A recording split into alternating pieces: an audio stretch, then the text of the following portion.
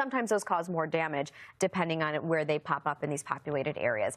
Either way, afternoon and through about midnight, so heading into the evening hours, dew points are high. Right. And I think people might be, I don't know, it's hard to think about it in the month of February at times when you haven't had it recently. Well, I think on a day like today, where temperatures will be topping out in the 70s and we'll have dew points in the mid to upper 60s, it feels like a severe weather day. And I'm trying to take myself back to 2019. I was living and working in Mississippi, and we experienced an EF3 tornado. So folks down south, they are prepared. This does unfortunately happen this time of the year. And I think when you feel it outside and you're thinking to yourself, your ears kind of perk up. And you're like, this seems a little off.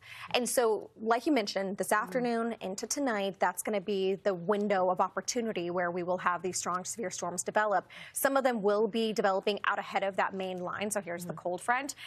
And so that is going to be an issue in itself, but also the fact that we were just talking about the flood threat.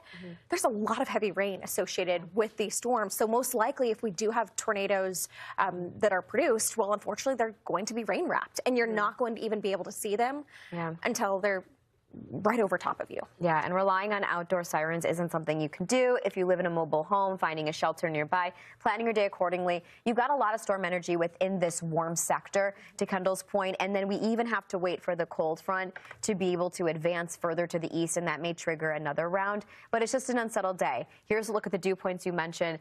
That southerly flow, that southwesterly flow, all aiding and increasing the dew points from the surface, even aloft. So there's a lot of moisture to tap into, and a lot of instability as we get further into the day.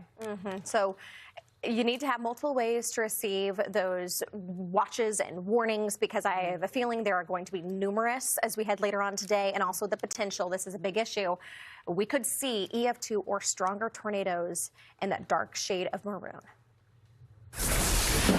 Believe it or not, tornadoes aren't that uncommon this time of year, especially for areas into the southeast. And when you look along Tornado Alley, when you look at some of these spots that can be very prone to this sort of dangerous weather, we can actually see an uptick in tornado activity during the month of February. So what makes this part of the country such a hot spot? We want to bring in Fox weather meteorologist Britta Merwin here to talk about it a little bit more. And Kendall and I were also talking about this. I know you and Craig were.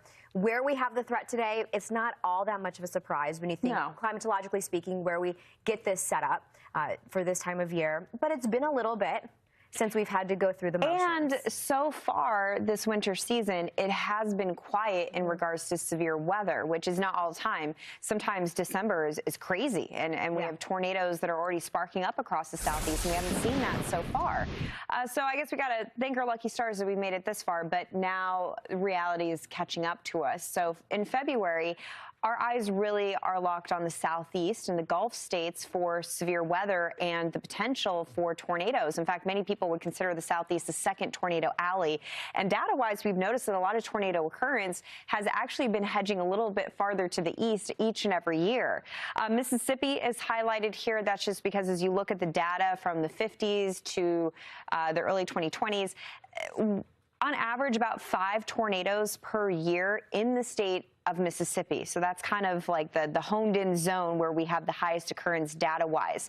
So what's the why behind this? Well, severe weather, it's a clash of cold, dry air from the north and warm, moist air from the Gulf of Mexico. And during the winter months, it's hard for that warm, moist air to really work its way farther up to the north. I mean, in May, it can get into the Central Plains. It's very, rare that we get that transport that far up to the north as we work our way through the winter months. So this is the traditional time frame that most folks would think about tornadoes is springtime, Central Plains, and that's where we see the collision. Well, guess what? This occurrence of winter tornadoes, although the number is lower, it is definitely present in the southeast, again, because the ingredients are there.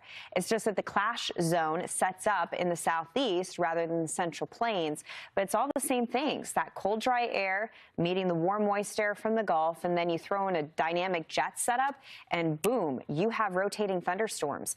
Now, we do have the increase for severe weather, the outlook that Marissa and Kendall just gave you from the Storm Prediction Center for today, but also we have an increase for the outlook on Saturday. And when the Storm Prediction Center lays out a level 3 out of 5 alert for severe weather multiple days in advance. It really gets you concerned. So whether you are focusing on the severe threat today or Saturday, both of which are in the same area, so you guys should really be listening up, know the difference between a watch and a warning. A watch means that tornadoes are possible. You don't need to find your safe spot, but be ready to go. And then when you get a tornado warning on your Fox Weather app, you get that notification. That's where you find that safe spot.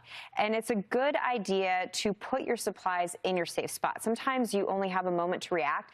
And one thing that happens with tornadoes across the Southeast, Marissa and Kendall, they happen so quickly. And all three of us know that the tornado down in the Southeast is very... Find your part.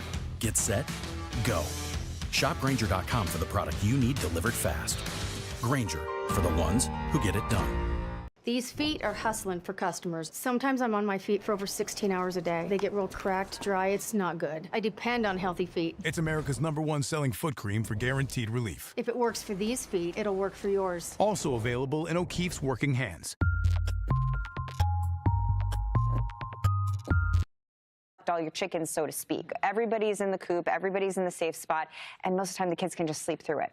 Yeah, that's a very good point. And I think back to 2019. I was living and working down in Mississippi, and Columbus, Mississippi, to be exact, was struck by an EF3 tornado, and it was February 23rd. So it was a scary situation, and you didn't have very much time to prepare, but you have to just have that action plan in place. And I really like how you always say it's a camp out, a living room camp out, or something like that. Exactly. It lowers the anxiety for the kids. They're going to follow your vibe. So if you give off a relaxed and prepared vibe, your kids are going to follow suit as well. Yeah, I think it's all really important. And even with some of these damaging wind gusts that we could have with some of these storms, I like to get away from the windows. Yeah, straight line winds are just as big of a concern. Don't forget coats, shoes, and flashlights, because if you are unfortunately hit by a tornado, very different emerging out of that environment after a winter tornado in comparison to the spring. It's going to be cold, it's going to be dark. And I always say if you have an infant, put your infant in the pod car seat. It seems like such an easy thing, but it really, really can save their life. It is the most protective little cocoon that you can put them in during a tornado warning. Yeah, I know it can seem like a little bit of a hassle, at least at the start, but it truly can be life-saving for you and your family. So we'll be tracking these storms. Fox Weather meteorologist Britta Merwin, thanks for hanging around, especially after working the hefty 3-hour show you have. Love being with you, ladies. Yeah, hanging. Thanks, Britta. Let's continue. Oh no, I thought we were going to talk about the severe threat. I was wrong. I was in the wrong block, Kendall. This is all you. That is okay. All right. Well, let's head from the south to the west now. California on alert for life-threatening burn scar flooding this weekend. Now, there are currently flood watches throughout the state, and storms will be the strongest that we've seen so far this winter across Southern California by a wide margin. So we'll have multiple chances to be dealing with flooding concerns today as well as tomorrow. It's going to peak on Thursday with rain rates as high as 1 inch per hour. Debris flow and mudslides in some spots could be life-threatening. And we'll continue to bring you the very latest from California and the entire West Coast on the other side of the break.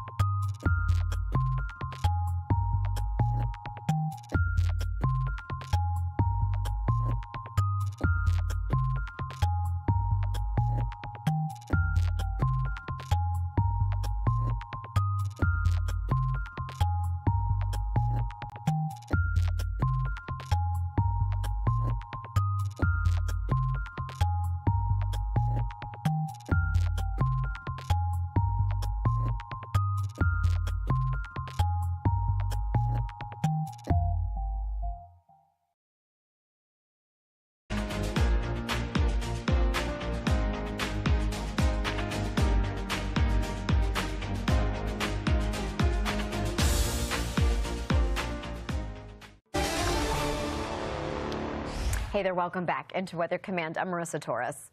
And I'm Kendall Smith. And Marissa, we have made it to the halfway point of the week, and it has felt like such a long week already. We've had so many storms, and this parade, it just continues.